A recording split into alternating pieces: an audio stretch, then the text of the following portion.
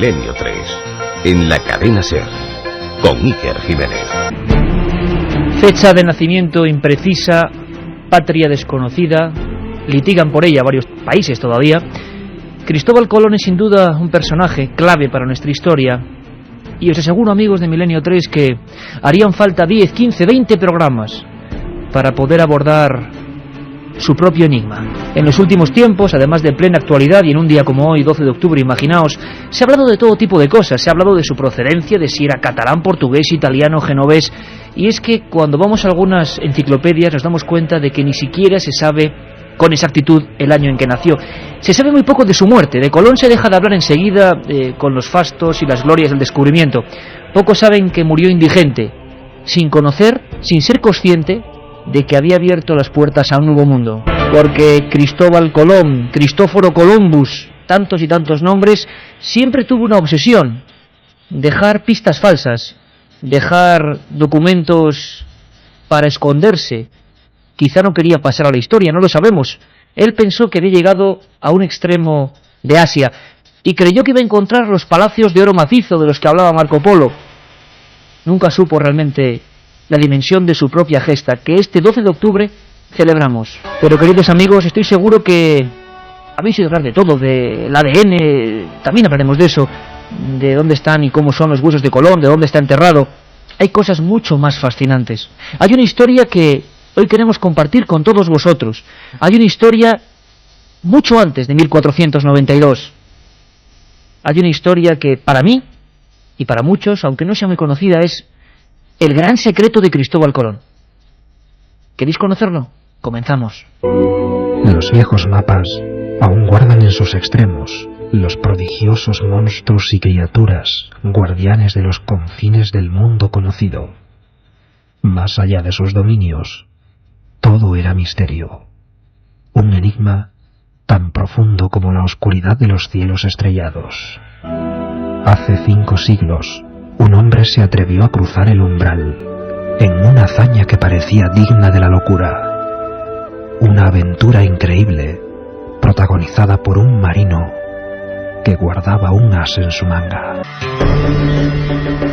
10 minutos, hoy hasta las 11, Milenio 3 especial.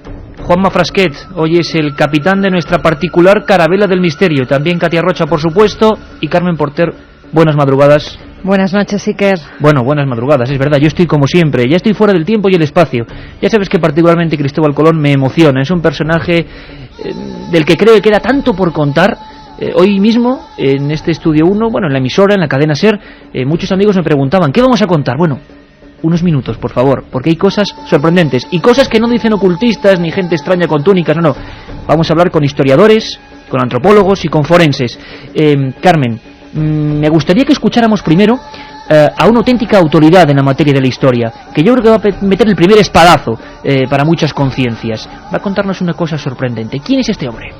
Se trata de Manuel Fernández Álvarez. Nació en 1921 en Salamanca, es profesor emérito de la Universidad de Salamanca y miembro de la Real Academia de la Historia. Libros como Carlos V, Felipe II, auténticos bestsellers de la historia. Uno de los hombres más reputados de la historia, pura, dura y ortodoxa. Nada que ver con los misterios, pero es que los misterios, amigos, también están en la historia. Vamos a contaros con el equipo de producción de la cadena SER una aventura fascinante. Pero antes pongámonos en situación. Ocurrió algo. Colón vivía en Portugal, en Madeira, concretamente en la isla de Porto Santo. Y allí ocurrió algo que cambió su vida. Allí ocurrió algo que le obligó tiempo después a iniciar una aventura de la que creo que no somos conscientes. 5 siglos antes de que el hombre saltara al espacio, con la misma dimensión, con la misma locura, un hombre se adentró en lo desconocido. Manuel Fernández Álvarez nos introduce en una historia que es la del prenauta. Hubo otro marino, hubo un vagabundo, lleno de bubas, lleno de pústulas, enfermo, que llegó en 1479 y tenía algo que contarle a Cristóbal Colón. Que Colón está tan seguro de todo ello porque ya posiblemente ya había hecho aquel viaje, o bien había encontrado, había hablado con alguien que lo había, el marino desconocido, pero el marino aquel que encuentra pues agonizando, y que le descubre su secreto de que yendo hacia Occidente se había encontrado con nuevas tierras. Que entonces, como dice, en ese caso hay un testigo de la época, que es la gran figura del padre de las Casas, que dice que él parecía que aquel secreto lo tenía tan, como si lo tuviera guardado, todo aquella aventura, como si lo tuviera como un secreto guardado en una arca, y de la cual ya él tuviera la llave, ¿no? Es decir, que esa seguridad de Colón verdaderamente es lo que asombra, lo que te llena de interrogantes y de, bueno, ¿cómo puede ser esto así? Profesor emérito de la Universidad de Salamanca, don Manuel Fernández Álvarez. ¿Cómo puede ser esto así?, dice él. ¿Qué misterios oculta el pasado de Cristóbal Colón? ¿Sabéis que Cristóbal Colón escribió un libro que se llamaba Las Profecías? ¿Sabéis que en el documento que cambió nuestra historia, el firmado entre Cristóbal Colón y los Reyes Católicos, las llamadas Capitulaciones de Santa Fe, aparece un texto mucho antes del primer viaje en que dice que las tierras que ya han sido descubiertas? Bueno, queremos que sepáis este gran secreto, que lo compartamos entre todos. El equipo de producción de la cadena SER, dirigido por Mariano Revilla y con guión de vuestro amigo Iker Jiménez, y con un montón de auténticos profesionales de los que luego daremos el nombre, ha querido idear, recrear, contaros en una especie de teatro del aire qué pudo pasar en 1479 en la isla de Puerto Santo, cuando nadie se acordaba de un hombre llamado Cristóbal Colón. Mucho antes de la gloria y la inmortalidad, mucho antes de que se alzasen esculturas en las que se señalaba con el dedo índice hacia un nuevo mundo, mucho antes incluso de su primer viaje, el mercader Cristóbal Colón veía atardecer en las playas desiertas de la isla portuguesa de Porto Santo. En no pocas ocasiones habían arribado hasta las rocas maderos con extrañas inscripciones y troncos primorosamente tallados por manos desconocidas. En una ocasión incluso llegó un cadáver de aspecto misterioso. ¿Qué es eso? Parece un cadáver. No parece, es un cadáver. Apártense. Solo lo están acercando a la playa. Apártense, he dicho. Dios mío, es horrible. ¿Qué opina, doctor? Este hombre lleva muerto mucho tiempo. Tiene la carne podrida. Sí. Este cadáver habrá pasado semanas o incluso meses a la deriva. Pero mire, doctor, fíjese en el rostro. No parece un cristiano. ¿Tal vez un chino? ¿Quizá un hindú? Cierto es, don Cristóbal, que este individuo llega de muy lejos. Y esta tez tan oscura, esta cara ancha y sin barba, no sé qué pensar. En fin, ayúdeme, sostenga esta tenaza un momento. Tengo que perforar por aquí.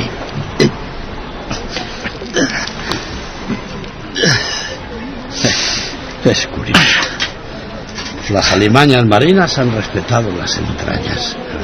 Sin duda, lleva mucho tiempo siendo transportado por las corrientes y se ha conservado magníficamente por dentro. Eso parece. Ordenaré que le den sepultura de inmediato. Sucesos como este habían despertado desde hacía tiempo la imaginación y las ansias de Colón. ¿De dónde procedían aquellas visitas? ¿Acaso había tierras fuera de los mapas conocidos y al otro lado del mar tenebroso? En la taberna, al caer la noche, los marinos siempre le hablaban en los mismos términos, fascinados, se diría que casi embrujados por una posibilidad digna de la leyenda. Le doy mi palabra de que hace un mes, viajando como piloto del rey, navegando al oeste del Cabo San Vicente, recogí un madero de embarcación que los vientos traían de poniente. Por lo tanto, aquello procedía de tierras existentes hacia el oeste. Y eso es tan verdad como esta jarra de vino. No miento. Yo mismo, hace ya 15 años, pude ver en la misma zona unos barcos lejanos que transportaban cañas gruesas. Unas cañas andadas que flotaban en el agua y que nunca aquí se han visto. A lo lejos, en la cubierta, allí era esa gente de menuda estatura y la piel tostada, sin barba, como el desgraciado que llegó al atardecer hasta la playa.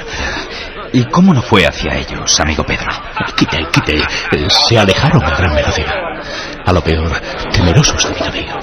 Se fueron delante de mis ojos rumbo al oeste. La obsesión de Colón, extraída quizá de algunos libros prohibidos que había podido consultar en Italia, era viajar al este por el oeste, inaugurando una ruta jamás explorada a través del océano, una vía prohibida que demostrase la posibilidad de llegar a la tierra de las grandes riquezas, a una parte desconocida del inmenso continente asiático que ya intuyó Marco Polo.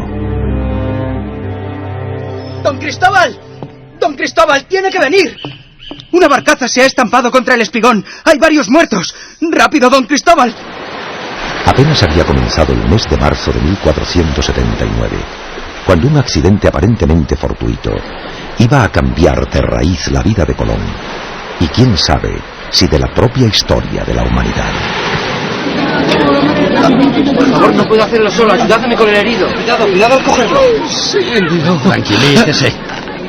Dios mío, tiene la pierna tronzada con el madero. A ver, tiren por aquí. Pero mucho cuidado, está Por muy aquí, herido. despacio. Lento con la cabeza. Con cuidado. Vamos, poco a poco.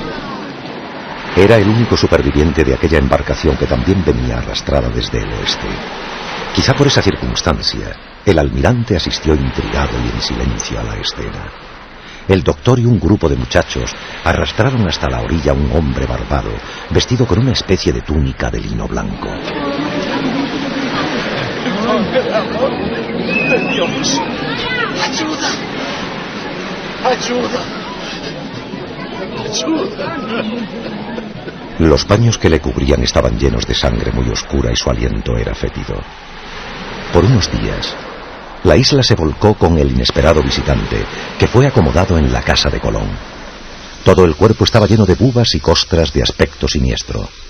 A decir verdad, nadie apostaba por la vida del enigmático viajero.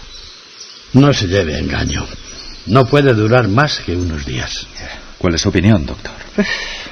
Tiene un mal que espero no sea contagioso. Es algo extraño, como si la sangre se le hubiese podrido cual animal muerto a la intemperie. Mi consejo es que no permanezca aquí por más tiempo. Creo que puede ser peligroso y... Basta. Ya le he dicho que este hombre se quedará aquí hasta que Dios le haga la última llamada. Y sepa que ese mal no me inquieta lo más mínimo.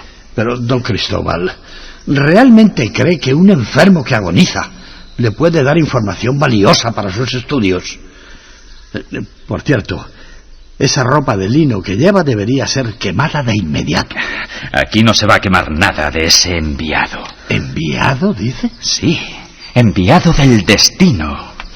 Y en el momento justo. Por el amor de Dios. A ver si este mal propaga la locura y el delirio y ya le está afectando. No. Usted sabe como yo que este hombre y el resto de su tripulación muerta venían de muy lejos, de un lugar donde no puede llegar nadie, a no ser que mi teoría esté en lo cierto. Pero déjese de teorías. Aquí lo único que hay es un piloto castellano, bueno, vizcaíno o portugués, lleno de llagas y bubas que revientan. Esto puede ser un foco infeccioso maligno para toda la isla. ¿Comprende? Le aseguro que lo que pueda revelar este hombre es mucho más importante que su enfermedad. Además, le noto algo mejor. Me ha cogido confianza e incluso ayer de madrugada me confesó su nombre. ¿Y se puede saber? Sí, se puede saber. Se llama Alonso Sánchez, de Huelva, y ha llegado aquí desde una tierra tan lejana que ni siquiera cabría en nuestros mapas. Y ahora, doctor, si no le importa, déjeme solo. A la luz de las velas y durante casi una semana, los dos hombres hablaron en secreto encerrados en el torreón. Uno de ellos, con el rostro cadavérico y postrado en la cama, y el otro, ansioso, apuntando todo lo que salía de la boca de aquel hombre. Amigo Alonso, trata de recordar. Me hablabas de la gran tormenta. Vamos, haz un esfuerzo. Íbamos cargados de frutas y maderas, navegando por el Golfo de Guinea. Y entonces el cielo se convirtió en un infierno. La mar quizá enfurecida por nuestra codicia, nos fue llevando hasta un territorio desconocido para nosotros. Sí. Durante semanas, perdida ya la noción del tiempo, vimos unas rocas gigantes y unos chorros de agua y vegetación. Y allí hincamos las rodillas. La mayoría ya habían muerto de frío y hambre. Calma, Alonso, calma. El extremo de Asia, sin duda. ¿Y visteis a sus gentes? ¿Y las casas con techos de oro macizo? Perdone, pero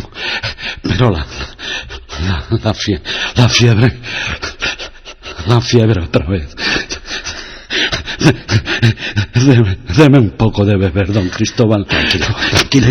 Tengo que beber. Apiádese.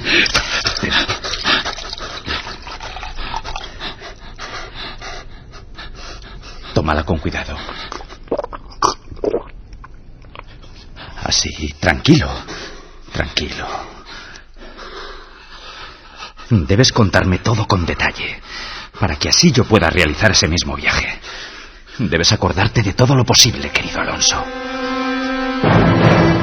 Ninguno de los dos podía saberlo, pero el mal que aquejaba a aquel prenauta era la sífilis, una enfermedad devastadora que llegó a Europa en 1493 y que afectó a navegantes ilustres como Martín Alonso Pinzón. El piloto onubense había sido contagiado en una tierra remota que describió a Colón con total detalle. Y las mujeres eran amables y cariñosas. Yacían con nosotros y nos consideraban dioses, enviados.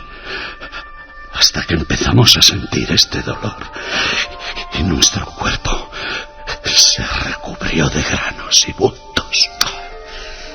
Calma, Alonso. Así que entonces es cuando decidí regresar, aprovechando de nuevo los alisios. Antes habíamos encontrado una mina de oro y vimos las casas de caña y hablamos con los habitantes de esa tierra mediante señas. ¿Y cómo eran? ¿Cómo eran ellos? En verdad no se parecían a los chinos, ni a lo que nos han contado de los asiáticos. Eran otra cosa, otra raza. Eso obedece, amigo Alonso, a que es la parte más alejada y, por norma, la fisonomía de estas gentes debe ser completamente distinta. Sí, así lo he leído yo en la cosmografía de Ptolomeo. A 750 leguas de las Canarias, siempre al rumbo oeste, encontramos un archipiélago. Unas islas que parecían el mismo paraíso terrenal. Y allí quisimos quedarnos para siempre, hasta que esta maldición, este fuego en las entrañas, esta enfermedad, nos obligó a partir. Calma, Alonso. Su tozudez por iniciar este viaje ha valido más que todas las recomendaciones de mis consejeros, don Cristóbal. Le felicito. No sé qué nos llegará de esas tierras, si el oro que me promete o más problemas. Lo único cierto es que le deseo que Dios le acompañe en esta desconcertante aventura. Habían pasado 13 años y en la Granada recién reconquistada, Isabel y Fernando firmaron las capitulaciones de Santa Fe, por las cuales el antaño fracasado navegante se convertiría en almirante de la mar océana. Se rubricaba así un poder casi infinito en todas las tierras que fueran descubiertas, un poder y una gloria que jamás aquel hombre hubiese soñado. Almirante, hay algo que no me resisto a preguntarle de nuevo. Usted dirá, Alteza. ¿Cómo se puede tener un conocimiento tan preciso de valles, minas, montañas y ríos de un lugar en el que nadie ha estado jamás? A día de hoy nadie sabe qué contestó Colón. Nadie sabe si le habló de aquella lejana visita de un moribundo en las playas de Porto Santo, o si le enseñó el puñado de pergaminos con mapas y dictados de aquel hombre barbado. Nadie sabe siquiera si aquel prenauta fue enterrado en la isla o arrojado de nuevo a lo más profundo de la mar, de donde llegó. Lo único cierto es que al pisar su carabela y al ordenar izar las velas, dispuesto a iniciar una de las grandes gestas de la humanidad, alguien vio cómo Cristóbal Colón besó disimuladamente un trozo de tela blanca de la que jamás hasta el día de su muerte se separó. Un trozo de lino blanco con 3 manchas de sangre oscura, a modo de secreto amuleto. Primitivo Rojas, Jacinto Montes de Oca, Antonio Muñoz, Iván Jara, Julio López, Paco Barrero el Prenauta, Pilar Gentil y Rafael Romero Marchent, además de Gorka Zumeta, Cristina Serrato y Pepe Rubio, lo dicho con dirección de Mariano Revilla. Alguno puede pensar que hemos contado una leyenda. Ya escuchabais antes al profesor emérito de Salamanca, Manuel Fernández Álvarez. Esta historia de Sánchez de Huelva, algunos le llaman así, Alonso Sánchez de Huelva, otros simplemente desconocen la identidad de este prenauta, aparece en los más importantes libros de historia y ha sido motivo de auténticas disputas durante siglos. El primero que hace alusión a Alonso Sánchez de Huelva es Juan López de Velasco. Habla de él en una de las primeras crónicas, en torno a los descubrimientos, hacia 1547. El padre José de Acosta, en la Historia Natural de las Indias, no dice el nombre del piloto, pero dice que aquel marinero, habiendo sido acosado por un terrible e impetuoso temporal, reconoció el Nuevo Mundo y dejó por paga el buen hospedaje antes de su muerte a Cristóbal Colón, narrándole la noticia de una cosa tan maravillosa. En 1639, en su libro Varones Ilustres del Nuevo Mundo, escrito por Fernando Pizarro Orellana, sí, del linaje de los Orellana, se comenta que el piloto Sánchez de Huelva, al hallarse en tierra casualmente descubierta, tomó todos los datos náuticos antes de volver a partir, y después, en el regreso, a punto de morir, narró su secreto a Cristóbal Colón. El padre Gumila, en su Orinoco Ilustrado, también en el 1639, asegura: la nave de los vizcaínos, arrebatada por vientos y mares en el siglo XV después de ir a la isla de Madeira, llegaron justo al punto donde se encontraba el navegante conocido como Cristóbal Colón, el cual conoció las ideas concebidas y logró tomar datos y apuntes náuticos de aquellos desgraciados que realmente habían descubierto un nuevo continente. Pi Margal o Severino do Porto, en una auténtica disputa, diciendo que sí, que no, Sánchez de Huelva existió, no existió, aseguraban que ese piloto falleció, dejando al genovés, a Cristóbal Colón, por heredero de todos sus papeles. Cristóbal Colón, aseguran los dos, los conservó en el más profundo de los secretos. El último gran estudio fue de un catedrático, no un cualquiera, de la Universidad Complutense de Madrid, del gran americanista Juan Manzano y Manzano. Fue publicado en 1976 y su libro se llamó Colón y su secreto. Hay otro documento realmente importante, Carmen, para darnos cuenta de que algo había pasado, algo había ocurrido antes de 1492. Bueno, esto pasó en 1492, pero en el mes de abril. Hablamos de uno de los contratos más importantes de nuestra historia. Son las capitulaciones de Santa Fe. Son firmadas por los Reyes Católicos en abril de 1492. Se trata de un documento en el que aprueban el proyecto colombino, pero el encabezado hace pensar que Colón y los Reyes contaban con información privilegiada, ya que dice lo siguiente: las cosas suplicadas y que vuestras altezas dan y otorgan a don Cristóbal de Colón es en satisfacción de lo que ha sido descubierto en las mares océanas. Abril 1492, lo tenemos ahí, de lo que ha sido descubierto en las mares océanas. Además de este texto, los Reyes Católicos conceden a Colón los títulos de virrey y almirante y le otorgan una 10ª parte de todo cuanto se consiga en esas tierras. También, al pedir las naves necesarias para el viaje, dicen lo siguiente: para ir a ciertas partes de la mar océana donde nosotros le mandamos ir. Y por último, los Reyes designan que se le pague a Diego Rodríguez Prieto, el hombre que facilitará los barcos, 4 meses de sueldo, que es lo que tardará en realizarse el viaje. Sabían exactamente que la trayectoria era de 4 meses. ¿Cómo lo sabían? ¿Por qué esa precisión?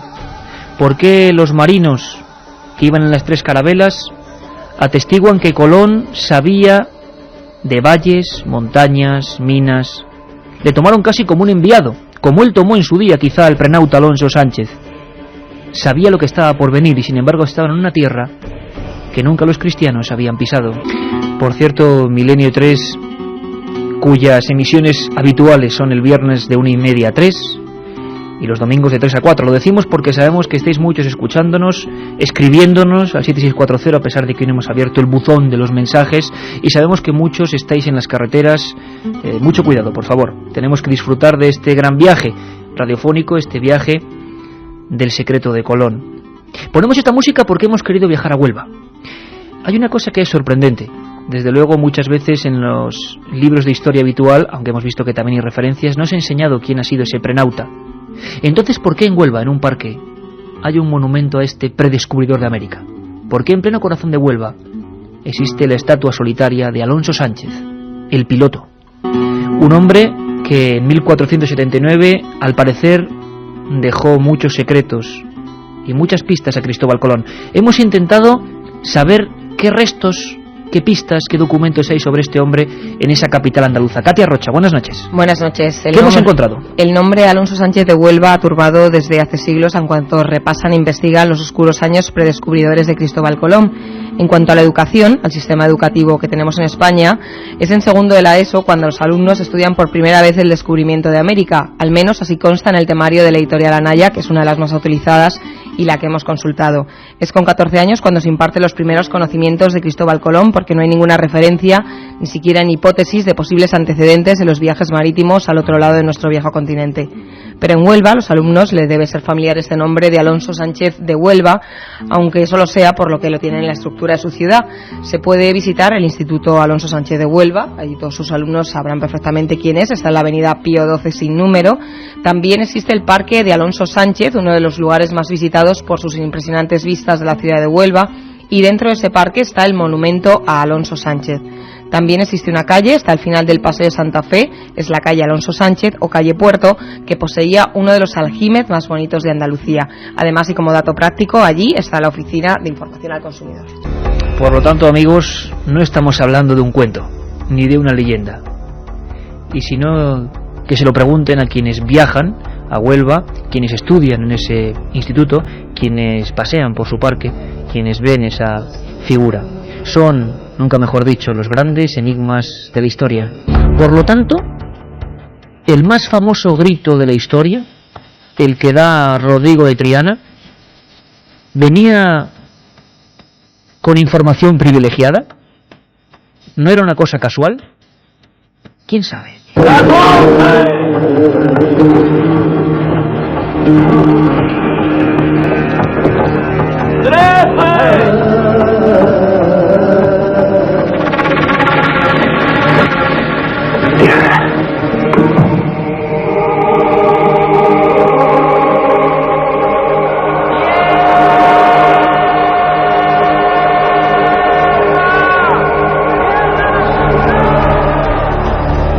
Los 87 tripulantes de aquel viaje, el primer viaje supuesto, por supuesto, de Cristóbal Colón, porque desde luego la historia del prenauta daría un giro importante a toda esta historia bien conocido. Los 39 de la Santa María, los 26 de la Pinta, los 22 de la Niña. Esos hombres veían en Colón a un auténtico adivino, a un auténtico hombre que se adelantaba a lo que estaba por venir. En algunos de los lugares incluso les anunciaba, por ejemplo, que allí estaba Sabá. Incluso tenía los redaños Cristóbal Colón de decir que desde ese lugar él tenía información de que habían salido los Reyes Magos.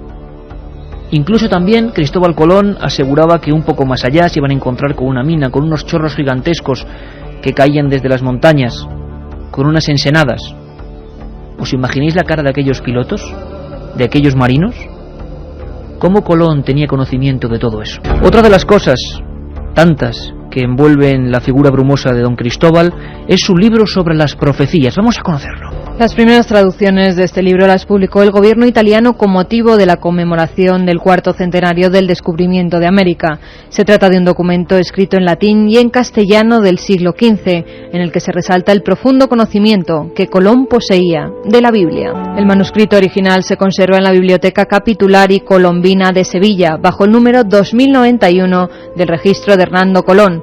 Consta de 84 hojas, de las cuales faltan 14, y está encuadernado en pergamino. El título en castellano que preside el folio primero dice: Profecías que juntó el almirante don Cristóbal Colón de la recuperación de la santa ciudad de Jerusalén y del descubrimiento de las Indias, dirigidas a los reyes católicos. Entre su contenido se encuentran una carta que Colón envió a Fray Gaspar de Gorricio, monje cartujo del monasterio de Santa María de las Cuevas de Sevilla. También hay varias citas sobre las maneras de entender las Santas Escrituras, una carta de Colón a los reyes católicos y algo que sorprendió a los investigadores cuando analizaron el texto. Colón narra la visión de 2 eclipses, uno en 1494, que observó desde la Española, y otro en 1504, cuando se encontraba en Jamaica. En los textos se deja claro que es devoto de San Juan Bautista, al que dedica incluso un poema titulado Gozos de San Juan Bautista. Según los estudiosos, Colón escribió el libro de las profecías con la intención de presentarse como elegido por Dios para llevar el cristianismo al fin de la tierra y obtener allí el oro necesario para reconquistar Jerusalén. Enigmas, misterios. Sabéis que Cristóbal, su nombre si es que era el suyo, porque su firma es todo un misterio también, hay quien dice que ocultó su propia identidad, es algo correlativo al mito de Cristóbal, del cristianismo bien conocido, ese gigante que pasa la fe, el cristianismo por un río, de un mundo a otro. Qué curioso que tuviera el mismo nombre el hombre que hizo eso realmente, en aquel 1492 o antes.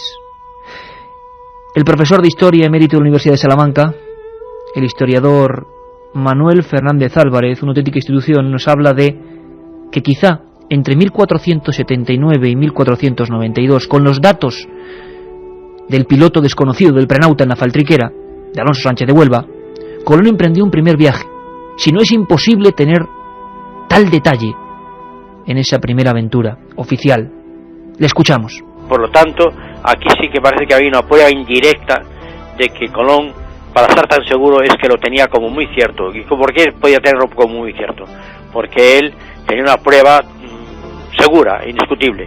Y esa prueba segura e indiscutible podía ser efectivamente que él, en uno de sus viajes, que tantos que hizo en aquellos años anteriores al 92, al año 85 que vino a España, en ese periodo anterior, él hubiera llegado a las Indias Occidentales. Pirata, astrólogo, cosmógrafo, mercader, visionario, 1000 oficios, 1000 vicisitudes y una muerte misteriosa, tan misteriosa como su propia rúbrica, su propia firma, que aparece en las propias capitulaciones de Santa Fe. Una X, unos símbolos. De verdad que es para hacer el código Colón, de verdad que es para hacerlo. Hay un dato que a mí me acaba de dejar un poco sorprendido, y es la pasión de Cristóbal por San Juan el Bautista. Y todos los que hayan escuchado los programas sobre el Código Da Vinci sabrán de qué hablo, porque hay toda una teoría de unos elegidos que veneraban más a San Juan Bautista que al propio Jesús de Nazaret. Bueno, curioso. Tan curioso como digo, la firma. Si vamos rápidamente ahora mismo a los libros, a internet, donde sea, veremos que es una X con una simbología muy extraña y las palabras expoferens. Sebastián Vázquez, un experto en ocultismo, nos habla perfectamente de los estudios efectuados sobre esa firma. ¿Quiso ocultar su identidad? Sería lógico viendo su propia vida. Pidió a sus descendientes que siguieran utilizándola. Entonces era una especie de X, donde arriba habían unas iniciales separadas por puntos. Es una firma que está hoy todavía sin descifrar, pero ya incluso en el propio nombre de Cristóbal, suponiendo que él se llamara así, es decir, que él no hubiese cambiado su propio nombre, si recordamos en la tradición cristiana, Cristóbal es aquel gigante que sobre sus hombros coge a esos viajeros para cruzar unas aguas y cruza al niño Jesús, el famoso milagro de Cristóbal. Es decir, es muy curioso que este personaje que realmente lleva al cristianismo, lleva al Cristo desde un lado a otro del océano, tiene el mismo nombre mítico que en la tradición cristiana, de ese personaje gigantesco que hacía también ese periplo. La otra realidad. Milenio 3. En la SER. Colón no fue el primero.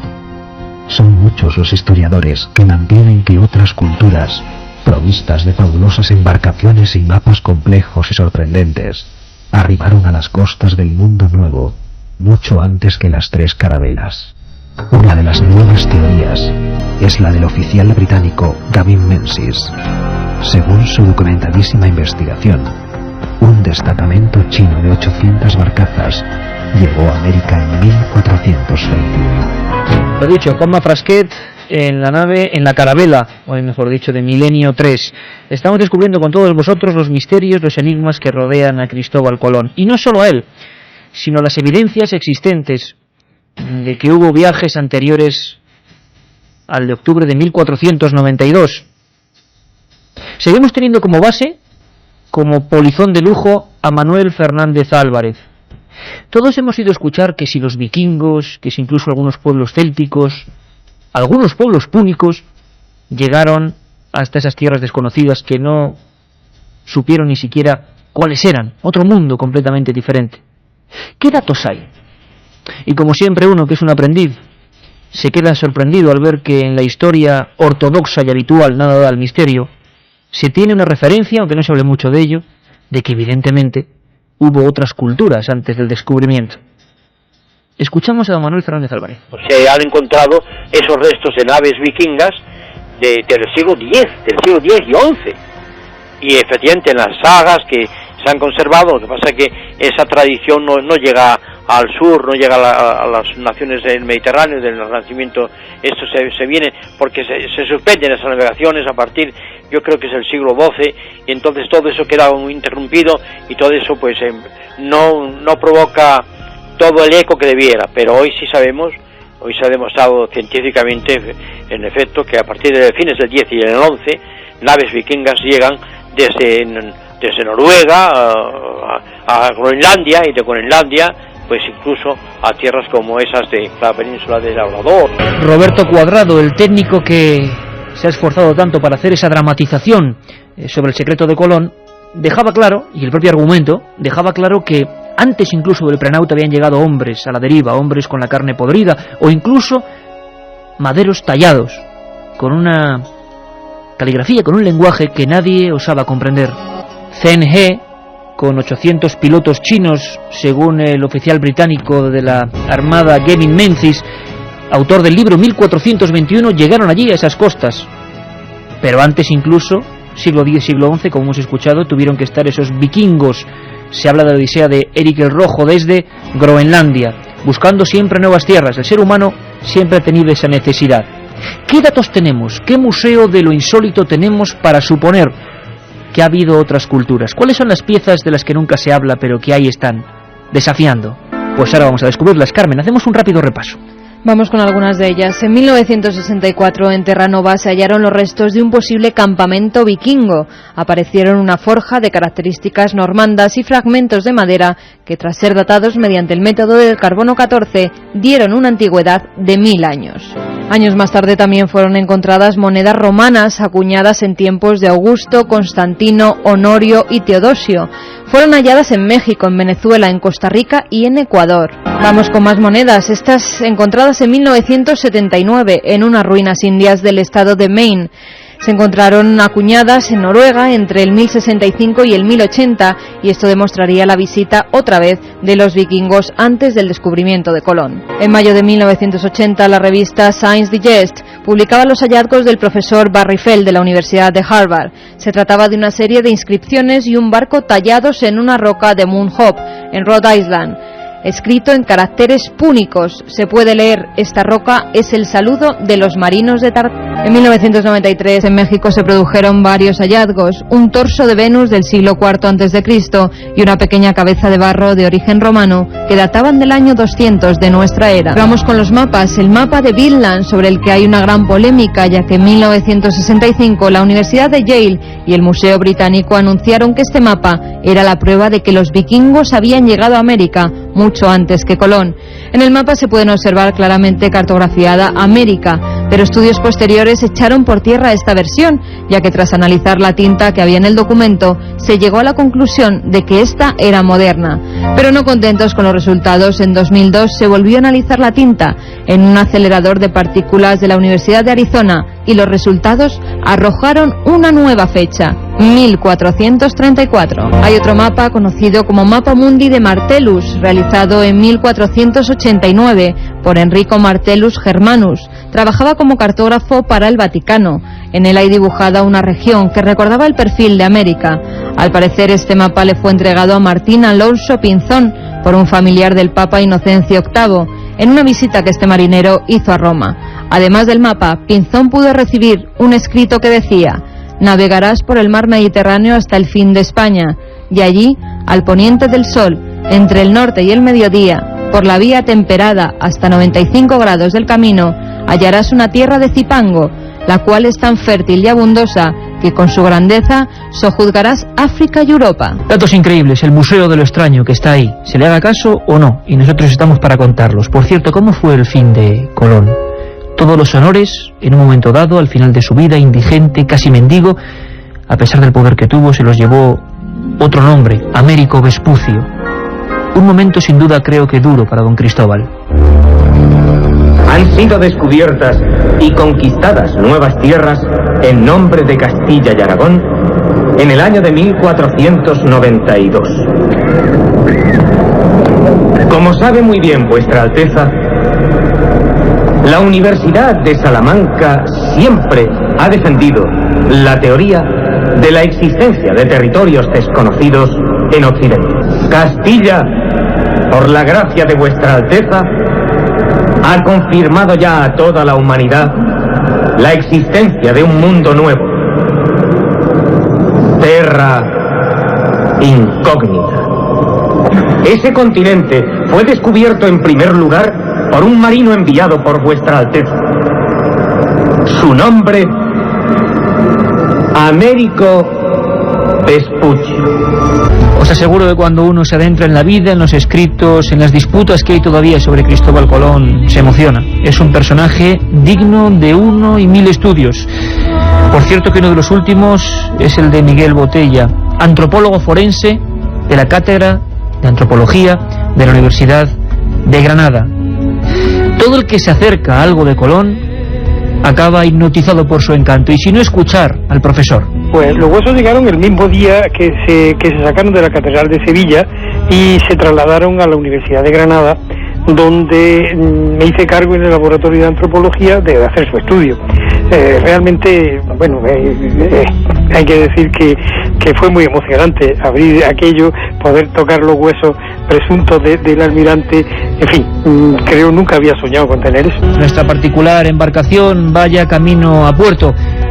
Esperamos que hayáis disfrutado con esta otra historia, pero otra historia con historiadores, antropólogos, forenses, no una historia legendaria, aunque ¿dónde está la línea que separa las leyendas de los hechos reales?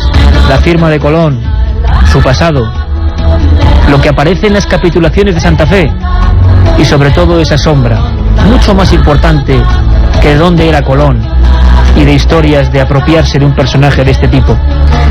No sabemos nada ni siquiera de sus huesos, ya lo sabéis, las últimas investigaciones no arrojan nada. Incluso hay un último teletipo, brevísimamente, Carmen, que habla de Santo Domingo y de la maldición que algunos creen que dice el nombre de Colón. Sí, hoy se han abierto la urna que al parecer puede contener los restos de Colón, pero no todos los dominicanos celebran este día. Algunos lo llaman el Día del Exterminio, ya que existe la creencia de que hay una especie de maldición si se cita esa palabra, ese nombre, Cristóbal Colón. ¿Y por qué? El pobre Cristóbal Colón, ¿qué culpa tendría? Lo hemos intentado averiguar, sobre todo con ese personaje. Son los auténticos enigmas de la historia. En Huelva, recordadlo, esa calle, ese busto, ese parque, ese colegio de un hombre que oficialmente no existe, Alonso Sánchez, el prenauta. Nosotros nos marchamos y os recordamos que en Toledo, ¿dónde exactamente, Carmen? En el convento de San Pedro Mártir estaremos el 29. 29. El 22 de octubre nos vamos hasta Alicante, la universidad. En el Paraninfo realizaremos el programa ante el público. Y por último, el día 5 de noviembre estaremos en Vitoria, en el Centro Cívico Europa. Poneos por favor en contacto con la cadena SER local de cada sitio y queremos estar con vosotros para vivir aventuras como la de hoy. El gran secreto de Cristóbal Colón. Nos vamos, que ya está aquí Carlos Llamas y todo su equipo. Un abrazo muy fuerte.